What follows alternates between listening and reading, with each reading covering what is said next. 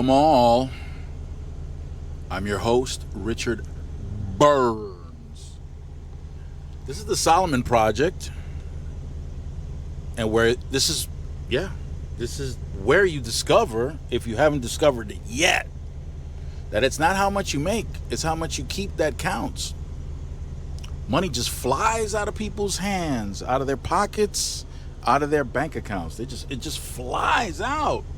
You know what one of the biggest tools that's used to get people to give up their money, give up their power? It's amazing. And I was listening to a statistic on what it is exactly that marketers and propagandists use that's top on their list to get people to give up their precious money, the money that they work so hard for, the money that they tolerated so much nonsense to get. The number one tool that they use. Is it really number one? Yeah, I guess it is, according to what they were saying. Number one tool: fear. Fear. You can check this out yourself. There are plenty of fearmongers out there. Plenty. Ray Dalio was one of them. The billionaire Ray Dalio. Yes, Ray Dalio. Remember?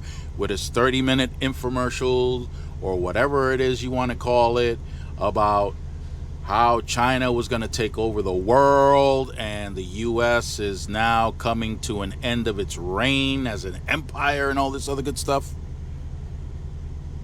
Fear. The Fed, aka the Federal Reserve,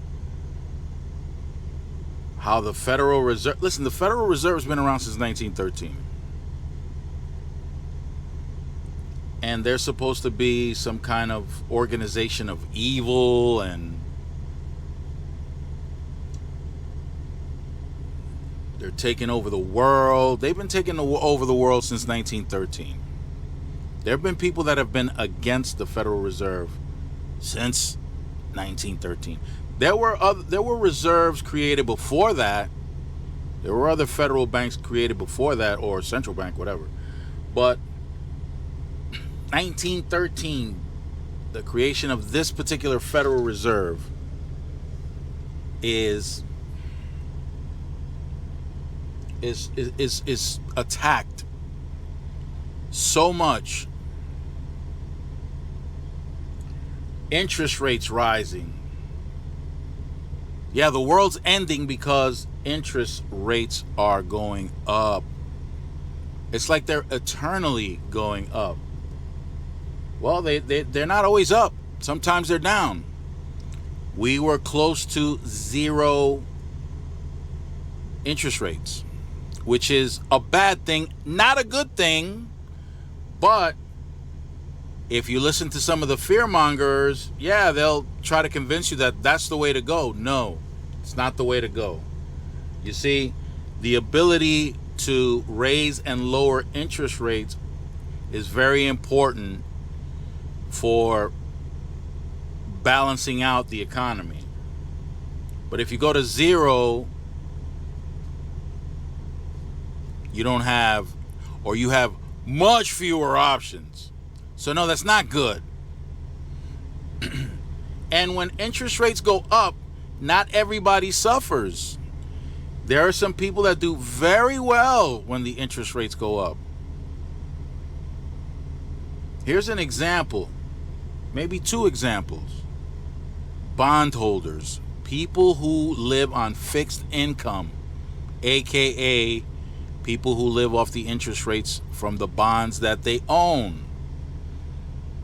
When interest rates are higher, they do better. Retirees tend to, for the retirees that invest, they tend to own bonds.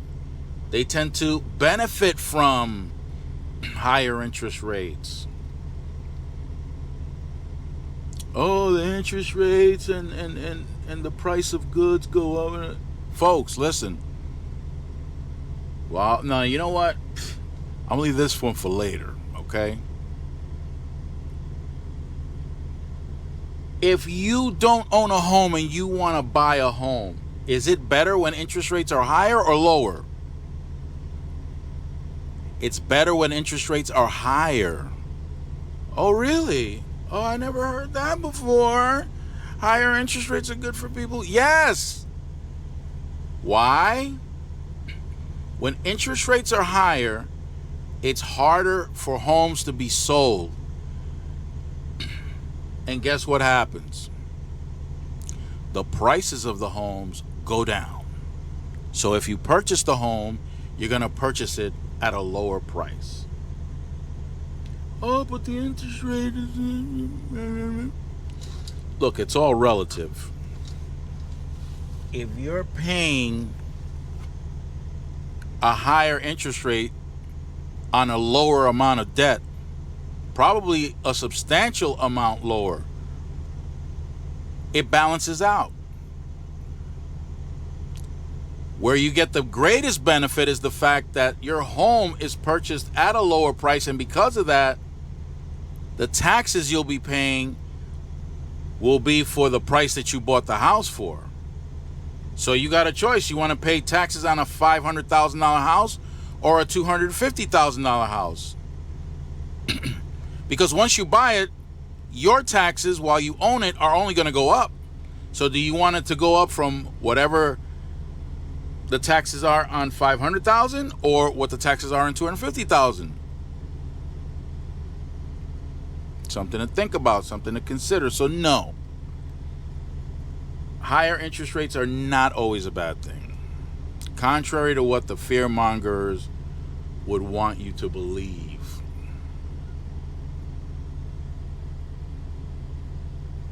Fear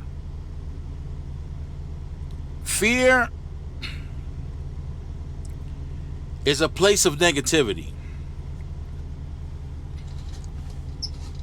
I'm not saying not to be realistic. I'm telling you not to act on fear.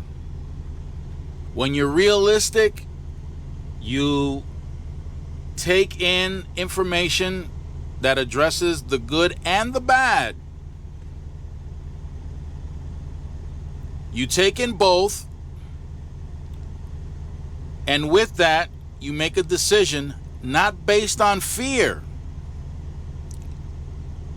Look into the probabilities.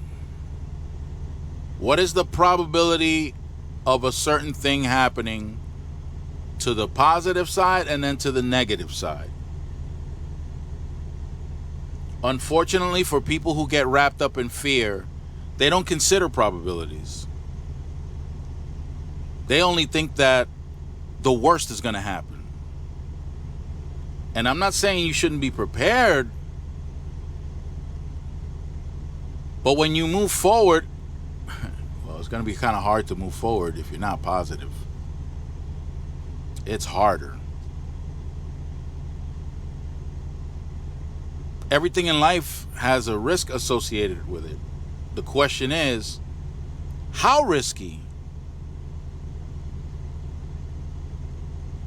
Okay, you go to the 10th floor of a building, open the window, you got no bungee cord, no parachute, you got nothing. And you want to jump out the window. Well, that's an easy one to calculate, no? That one's pretty easy. What is the probability of getting to that ground faster and harder that your body can sustain itself and still be alive? Well, it's a very low probability. I would dare say 0. Now, that doesn't mean that you're going to be so scared that you're not going to go visit someone on the 10th floor, whether it be an office or a tenant or whatever the case is. No,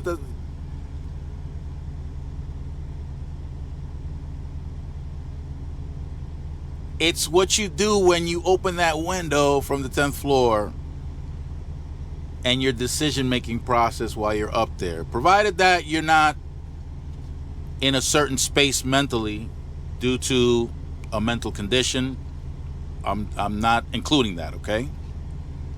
That would be an exception, not the rule. That's another thing. Working within the rule and not the exception.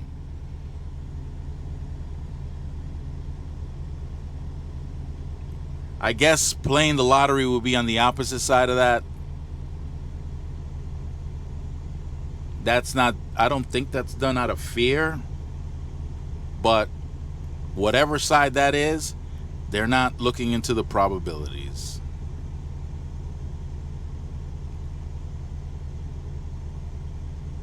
Yes, when you invest in the stock market, depending on how you approach it, you can increase or decrease the probability of you losing everything. The same as business.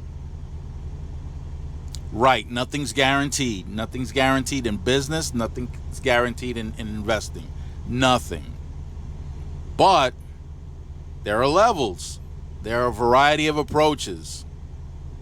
The question is, are you going to approach it from a negative standpoint where you yourself put obstacles in your path?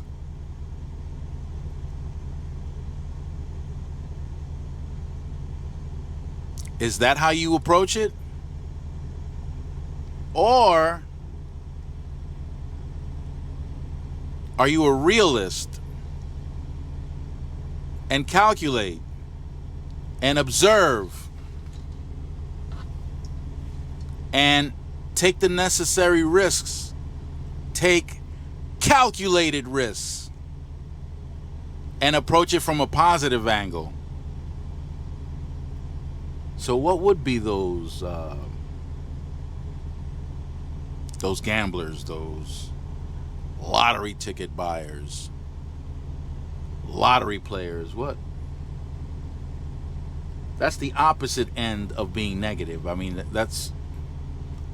are you being positive or are you being, well, let me know in the comments what where that lies. Because that's the opposite end of being negative. So when you approach things negatively, and if you own a business, you definitely don't want to be there. You don't want to get wrapped up in fear and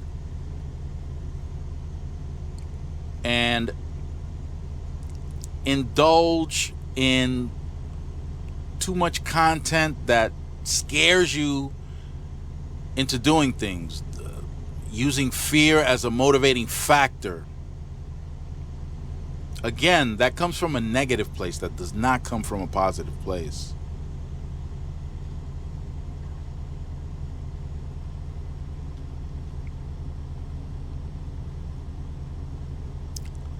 I don't know.